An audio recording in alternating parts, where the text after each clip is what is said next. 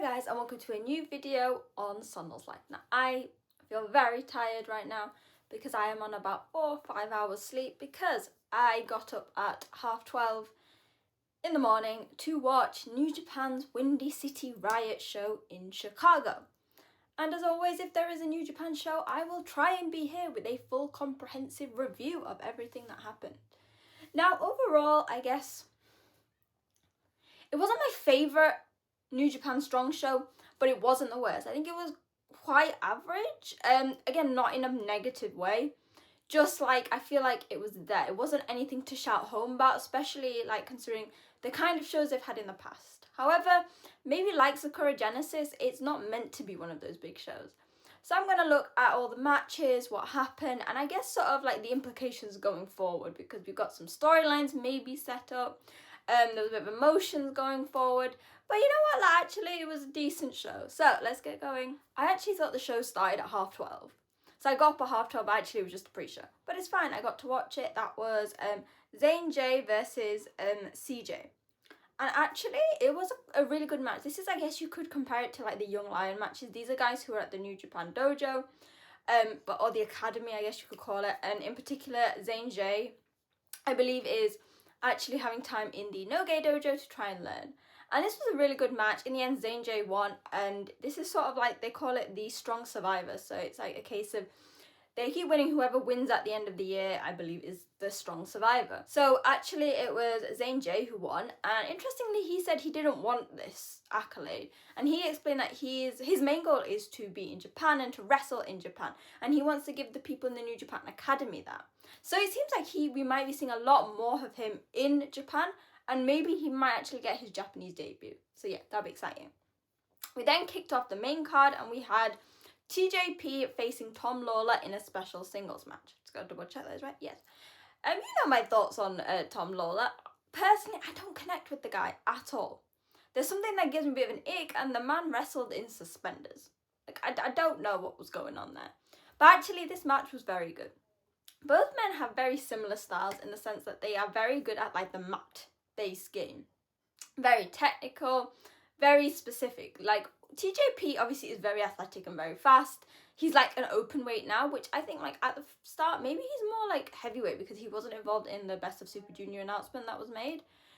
But yeah, this match was really good. It was a nice like mix of like, you've obviously got the New Japan brand, even though, and I'll say this, so TJP is actually not contracted to New Japan at the moment. He said he's had no real thoughts of leaving the company, but actually he's working as a freelancer. So that's going to be interesting to keep an eye on. Facing Tom Lawler, who is a big staple of the Strong brand. So yeah, it was a great way to start. It was fun. Like, Tom Lawler, he gets the crowd excited. He has this aura about him. I don't feel it, but I get it. In the end, TJP got the win, and that maybe led into something that happened later in the show, which is slightly confusing, but again, we'll set up for a future New Japan show in America, which I think is Resurgence happening next month. We then had a match where I'm quite similar to a lot of people. I've got mixed thoughts of this. So it was my two girls, Mina Shirakawa facing Azumi to see who is going to be challenging Mercedes Moné for the Strong Women's title. Now this match is amazing. So if anyone knows why they're so special to me, is because they are the first Stardom and the only Stardom. Well, Mina's not Stardom, but you know what I mean. The first Joshi wrestlers that I actually got to meet. I met them last year at Royal Quest 4, and they're really nice. But this match is everything I expect from two women who have like done so much, have so much experience in the business. It was fast, it was quick, it was athletic. And like, obviously there's a big age gap. Mina is like, she started her wrestling career much later, whereas Azumi is very young. But actually they both matched each other's skills pound for pound. They were going outside the ring, it was so fast. I've noticed this. Like, we always say that the junior heavyweights are fast, they are. But as I've been watching more Stardom matches, actually a lot of these women are incredibly athletic, like more so than the junior wrestlers, because they keep speed for like longer periods of time. Whereas I think especially now with New Japan's junior division, you can tend to see more like balance of like fast high flyers and like more mat bait. So Mina and Azumi were really good in keeping that speed and keeping fans excited. Now the reason I have mixed views on this, and you'll see this on social media, is that this match finished with a count out. Both of them were on the outside, they were battling, and I think it seemed like at first Azumi and Mina were trying to get back in the ring each time the count out was getting nearer to the 20 to get the win. But in the end, it was a count out, which then led to Rocky Romero saying it was going to be a triple threat with Azumi, Mina, and Mercedes at Resurgence, I assume. Now, I think people have said that this is an issue because they've had a lot of predictions about it. So obviously, Mercedes and Mina are now AEW. Azumi is still Stardom. I think a lot of people are worried that Azumi is being put in there to be like the scapegoat, so she's the one who's going to get pinned. I personally hope not. I would love Azumi to hold the strong title. I watched her again. She had the Wrestle Kingdom match for the women's, like IWGP women's title. So I think Azumi deserves a title in New Japan. So I really hope that's not the case. And I kind of want to see them wrestle again, but without a count out this time, please. We then had a title match, so it was for the strong openweight tag team champions, and we had the international jet setters, so Kushida and the newly signed to AEW, but still going to be in the Best of Super Junior, Kevin Knight, facing the West Coast Wrecking Crew, so that is Jarrell Nelson and Royce Isaacs. I've not been a fan of West Coast Wrecking Crew for a while, mainly because they just kept having matches with Tom Lawler, and it eludes me. You know who they kept having match after match with the same team. Alright, the name will come to me at some point. Like I said, I'm on like 4 hours sleep at this point. You could tell from straight away that Kushida and Kevin were the baby faces. And actually, West Coast Wrecking Crew really lent into that. They were imbued, they were doing all sorts. But actually, it's quite interesting because commentary kept saying that again. Shout out to Walker Stewart and Vader Scott, who always make me able to stay awake during these shows with their amazing commentary. Point out that this is a fully heavyweight team versus a fully junior team. And you would see there was a distinct like size difference between them. Even though Kevin Knight is very tall, and as Walker pointed out, he's probably on the like heavier side of the junior division just because of his height and things. It could easily be very obvious obvious that the West Coast Red Crew were going to win. But actually, Kushida and Kevin Knight have been an amazing tag team. They have done junior tag leagues. They've been junior tag champions. They actually went into Wrestle Kingdom as champions this year. And so this really helped balance out maybe the weaknesses they had in their size. Also remember, Kushida is someone who has always been a junior. But actually when he was in places like WWE and now he's wrestling in a lot of American companies, they don't have weight classes. So he has been wrestling everyone and anyone. So this was a really good match, really dynamic. In the end, West Coast Wrecking Crew got the win. Actually, there was a bit of cheating going on because TJP was sat there ringside eating some food, which made me very hungry at like 2 a.m. I was like, I need some food. And they took a bag off him and used that to cheat to get the win. Classic heel tactics. I won't say I hated it. It was a good ending. It made sense. And then at the end, it seemed like TJP wanted to challenge for these belts. As a freelancer, he still said he's part of the Empire. So, who will be his partner? It's not me, guys. I am not teaming with TJP.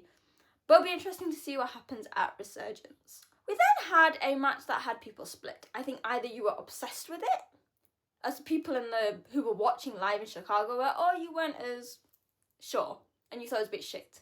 And this was the 30-minute Iron Man match with Tomohiro Ishii and Gabe Kidd. So if anyone remembers at the show in January, in America, they had a match for the Strong title, which ended in time limit draw.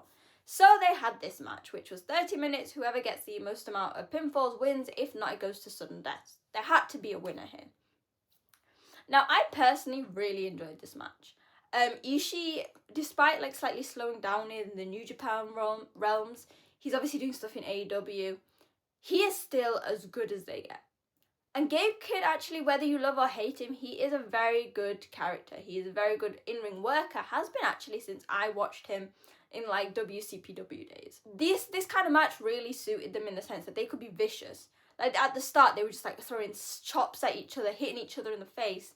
There was a moment where it went really like Shinyo and Pro Wrestling, where it went out into the crowd and we lost like 4 rows of chairs. I think people's issues is they don't know if Gabe fits this long stretch of it, because Gabe I think is quite unpredictable still and also quite like dynamic, so he tends to suit the shorter matches. Actually, this is Ishii's longest match. It went about 34 minutes and it's longer than his previous one, which was 31 minutes of Kenny. So I think a lot of people thought that because Ishii might be more used to these long stretches, actually Ishii helped hold the match up. I personally didn't see an issue with either guy, but obviously we were waiting to see the pinfalls, and it was very close to the end when Gabe finally got one. And it was like, okay, well, I assume it's going to go to Sunday.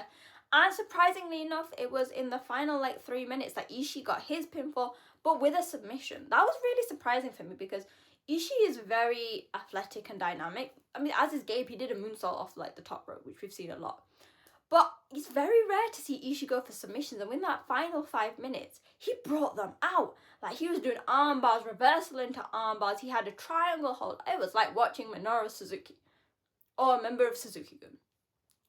So yeah, it went to sudden death. At first, Gabe thought, oh, time limit, I get to keep my title. But he went there. It was insane. The final stretch of that was even better than I think the match. It was fast. You could see there was pinfall after pinfall. And normally I don't like that. But actually, in this sense of urgency, remember, these guys have done a 30-minute match. They want to get shit done. So it was pinfall after pinfall. It was they were kicking out at 1, kicking out at 2. Even after everything they'd gone through. And shockingly, and actually I'm really happy about this, Tomohiro Ishii hit his vertical drop brainbuster to get the win. And someone pointed out, this is his first singles title in 3 years. And I think it's the perfect one because, as been mentioned on commentary, Ishii is known for the never division. He is amongst those guys like Suzuki, Goto and that, who are synonymous with that strong style of never. So I think he works perfectly with this open weight. I've seen mixed reviews on it. I personally loved it, but I will let you be the judge of that. We then had a special tag match. There was really no implications here. It was just a bit of fun. We had Rocky Romero and El Fantasmo teaming together, which was very funny because they have made a thing that they don't like each other, and this actually went through the match. They just weren't getting on. Facing Los Ingobernables de Japon's Naito and Titan. Obviously, it was T-shirt Naito, but Naito was having a lot of fun. And I think this kind of match, again, it's not meant to shine, but it gives people what they want. Naito was messing about at the start. He was having fun. And actually, this match was very nice narrative. So it was quite funny that throughout, Rocky and ELP were trying to work together. Just wasn't working. There was miscommunications and things like that. Whereas the team of Titan and Naito, albeit they're not as strong with their chemistry as other members of LIJ, worked very well together. At one point, Naito was throwing out finger hearts like ELP does. And it was a very nice mix of styles. Now, obviously, both ELP and Naito are semi in the same boat, as if they went into Sakura Genesis as champions, went out without their belts. And I think that Naito, obviously, again, I mentioned this before, Naito is a freelancer now. He's not signed with New Japan, so he keeps teasing stuff with that. But actually, with Naito in the state that he's in now, these kind of matches work. He doesn't have to be in a top spot to be a huge draw. He still has this unrivaled charisma that he can make fans laugh, he can make them in awe. And by putting him in a tag team situation with very charismatic guys, Rocky is Rocky, ELP, everyone loves him, and Titan is so phenomenal in this ring. I still don't understand why he's not on the list for Best of Super Junior. Sad. It was actually a very good match. Again, nothing to scream home about, but it was a nice break from everything that had been going on. And yeah, Naito and Titan got the win, and Titan has been with LIJ for too long because he was being really whenever it came to the fist bumps and stuff, he was taking a little too long, almost teasing Naito. So he's the perfect member of Los Ingobernables. We then got up to the final 3 matches. So we started with a special singles match. This is a rematch from the New Japan Cup and a rubber match, and it was Zack Sabre Jr. versus David Finlay. I think I was slightly concerned going into this. Both guys, I guess, are in the same boat where they want to get back to IWGP contention. Zack lost the title to Goto at New Beginnings. Finlay won the New Japan Cup but failed to capitalise at Sakura Genesis. But I was worried. I was we've just seen it, and they had such an amazing, actually one of the best matches of the New Japan Cup. Would they live up to it? And actually they did. These two, and I said it in my New Japan Cup review and stuff, and I keep saying it, Finlay and Zack are two of the most consistent workers, whether it's Gaikokujin or just generally New Japan wrestlers. You put them in the ring and you don't have to worry. This was so fast, so clean, so precise. like there was a lot of pinfalls at the start, and actually you could see that while neither of them had titles, it was not only just like a battle for maybe trying to get back into title contention, but a battle of pride. Like I said, they are one apiece. So I think it was last year, Zack beat Finlay, and then Finlay beat Zack this year. And you could tell that the crowd was really into it. Finlay was heeling it up. He was sticking his middle finger out, and there was a great chance of Zack Sabre Jr., Zack Sabre Jr., albeit Zack has been very vocal about wrestling in America before. You could tell that it was very intense, because I mentioned this, I don't know if I mentioned this actually, as Sakura Genesis, but Oiwa had new pants, so he had like little, like, the shorts, and like you could see it like the black bits coming out, and that was same as Zack. And like, it's not being in a weird way, but it shows like how much they're putting into that match. That like there was submissions, there was a lot of reversals, you know, like one pin like roll-ups and stuff. And again, normally I'm not a fan, but when done by the right people, it works perfectly. And this match didn't go that long. Let me check how long it went on for. 15 minutes. It did not need to go on for longer than that. In the end, Zack Sabre Jr. got the win. And what was interesting after this was we had a VCR, like a VT, from the Young Bucks. Now, obviously, we know that War Dogs have their issues with House of Torture, but it seems they might have some issues at Resurgence with a bit of history from the Bullet Club. The Young Bucks basically said that they were going to come and fight the War Dogs, and they were going to bring a bit of help. A lot of people think it might be the Good Brothers, who always seem to try and get that cash from New Japan when they can. But it'll be interesting to see what happens later on. We then got up to the main events. It was like a co-main event. And we started with the IWGP Heavyweight title. Goto picked his very controversial opponent as Sakura Genesis with Shota Umino. And yeah, this match, I am the biggest Shota fan. I wasn't too much of a fan of this match. It felt quite slow paced to me. Again, like, it wasn't Shota's worst match. I personally don't think it had the caliber of a title match. But I'm not using that excuse to like hate on Shota, because actually it was still a very solid match. Goto is that kind of person again who can pull out the best out of someone. And you could tell that the crowd were firmly on Goto's side. And Shota, to an extent, he's still, it seems like, and I think it's storyline wise, he's still trying to battle with his emotions. He's trying to get the adoration of the crowd, isn't he? So yeah, while it was a bit slow paced, I think it works to both of their styles, because Shota's never been like the most athletic, but he's also not like a slug guy. Similarly with Goto, so it was a nice pace. I'm trying to think, the match was 20 minutes. Again, the right length of time for a title match. Goto won. It wasn't surprising considering it was a semi-main event, but if anyone watched a video that I did about 2 weeks ago with my takes on Shota, this kind of emphasizes there was a lot of hate towards Shota after this match. But my issue, and I spoke to Josh about this, We Are Stiff on X, he asked, what do you think needs to happen for Shota? And actually, at first, I was like, this is Gato.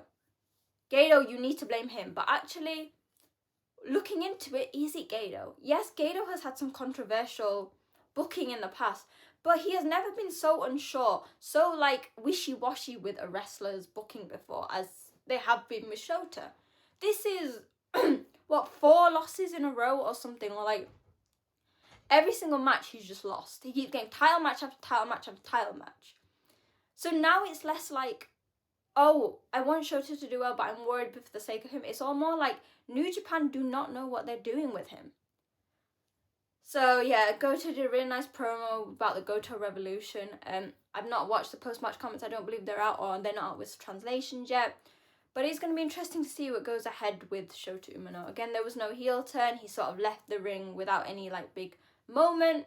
So it'll be interesting to see. We then ended with a great match. It was Hiroshi Tanahashi's final US match against Konosuke Takeshita. I think I've been like kidding myself since like this was announced. I was like, no, Tanahashi's not retiring. He's still doing these matches. But I think the whole idea and the big advertisements of Tanahashi's last US match really hit home. It was very emotional for me. But I think Takeshita was the perfect opponent. Now, we've said that Tanahashi's knees are fucked. But actually, in this final stretch of retirement matches he's had, like with all the singles and stuff, they've actually played amazingly to his advantage. Yes, his knees still were a bit fucked, and I was still slightly worried as he ran across the room. But I mentioned this on social media that Tanahashi has, and there's a reason he's called a 1 in 100 the ace, that he has the ability to capture and entice an audience into a story no matter what happens. He has a chemistry with everyone he's in the ring with, and he knows how to work to his advantage. And I want to give a massive shout out to Takeshita as well, because Takeshita has a very dynamic and fast style, a style that actually would not work with Tanahashi. But Takeshita, and this is what we've mentioned in the past, that what separates a good wrestler from an amazing wrestler is their ability to adapt to their opponent. And Takeshita did that perfectly. He knows that Tanahashi is not in the same state as he was when they wrestled when he was 19, like all those years ago, which was obviously what this match was based on. So he really slowed down his own style. He really focused on the strength that he has, the brutality, because obviously he's a heel now. And this meant that Tanahashi could still shine with his own movesets. But he didn't have that sense of urgency of like, oh, I've got to be the fastest, I've got to run those ropes. We saw the classics, the dragon screws, the twist and shout, the high fly flow. There was a high fly flow from Takeshita. And this meant that you had a really amazing wrestling match with so much heart and storytelling. The future of pro wrestling, who I guess is the present now of Takeshita, and the person who is willing to pass that baton on. Now, in the end, Takeshita got the win in a phenomenal match, and he showed a sign of respect to Tanahashi as Tanahashi lay in the ring. Interestingly, due to it being Tanahashi's last US show, everyone came out. All the people from the locker room, Zack Sabre Jr. was even there. And there was a little face-off between Takeshita and ELP. It's quite interesting because if you remember on my Sakura Genesis review, after ELP lost the television championship, I said I would quite like him to be the Never division. So that would be nice to see in the future. We had Tanahashi in the ring. Takeshita knew this was Tanahashi's moment, and he spoke to the crowds. And it was really interesting because he said he's going to miss the fans, but he told them not to worry. He said, right, I might be retiring, but look, he was pointing at everyone in the ring, like outside the ring. You've got these people to carry the baton on for the company. And actually, while there are still some things that maybe need ironing out within New Japan in the future, mainly Shota Umino's booking, New Japan have been constantly putting on amazing matches. I remember a time when I was reviewing this and I was the only one trying to be positive amid a lot of criticism. And actually, I think New Japan is at a very strong place, that even if the likes of Tanahashi and Naito aren't there, they have people that can lead. So it was a very nice end to a show and very emotional for me. Because like I said, Tanahashi is someone who has always been there for me. Every time they've come to the UK, I've met him. So I've met Tanahashi 4 times now. And I can't imagine, although he's still going to be president, I can't imagine a New Japan without him. So yeah, that was my review. It was a fine show. Again, nothing to scream home about, I guess maybe because the matches, it was... maybe the scale of matches weren't as big. There weren't as many big title matches, and maybe personally there weren't a lot of my favourite wrestlers. There was a lot of guys from New Japan Strong Brand, which makes sense. But it was very nice. I think the big show is going to be next month with Resurgence. Then we're going into Best of Super Junior and things like that. So we're going to keep an eye on that. Now it's your turn to let me know your thoughts in the comments on social media at wrestling_chat. What were your thoughts on the show? The best, the worst? Let me know what you think about Shota's booking going ahead. So yeah, that was that. Hopefully you guys enjoyed the show last night, whether you watched it at an unnatural time or a normal time. Hopefully enjoyed this video, and I'll see you guys soon. Bye!